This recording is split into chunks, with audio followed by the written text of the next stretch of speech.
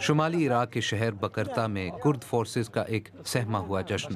آئسل کی فورسز سے ایک چست لڑائی کے بعد یہ شہر ایک بار پھر ان کے کنٹرول میں آ گیا ہے۔ سرحد سے کچھ ہی دور کچھ چھوٹے گاؤں نظر آتے ہیں جو اب بھی آئسل کے کنٹرول میں ہیں، لیکن کرد فورسز کا کہنا ہے کہ وہ ان پر قبضہ کرنے کی کوشش نہیں کریں گے کیونکہ یہ عرب علاقے ہیں۔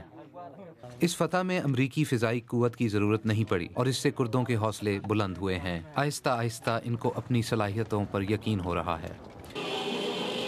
لیکن سرحد کے پار شام میں یہ جشن کے مناظر کردوں کے نہیں بلکہ آئسل کے حمایتیوں کے ہیں۔ یہاں پر ایک اہم ترین ایئر بیس جو حکومت کا شمالی شام میں آخری قلعہ سمجھا جاتا تھا اب آئسل کے کنٹرول میں ہے۔ آئسل کی اس جاری کردہ ویڈیو میں ان کی عسکری حکمت عملی کا کچھ اندازہ ہوتا ہے۔ پہلے ایک بہت بڑا خودکش دھماکہ، پھر شدید زمینی کارروائی، اور یہ حکومتی فورسز گولیوں کی بارش میں فرار ہو رہی۔ یہ سب کچھ آئسل کی طویل اور جدید منصوبہ بندی کا نتیجہ ہے، اور اب ان کے پاس جاسوس ڈرون ٹیکنالوجی بھی ہے جس سے یہ انٹیلیجنس حاصل کرتے ہیں۔ اس شدید چیلنج کا سامنا کرنے کے لیے شام کی حکومت نے کہا ہے کہ وہ مغربی افواج کے ساتھ تعاون کرنے کے لیے تیار ہیں، لیکن یک طرفہ فضائی حملے برداشت نہیں کریں گے۔